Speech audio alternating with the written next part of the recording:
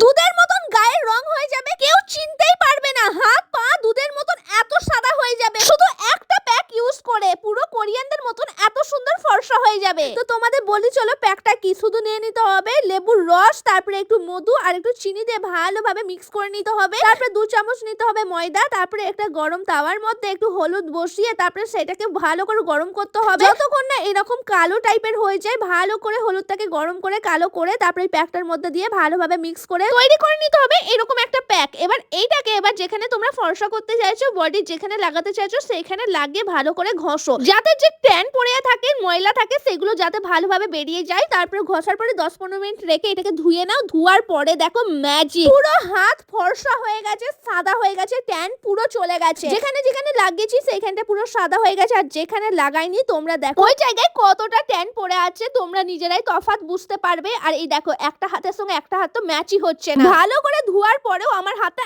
এত ফর্সা।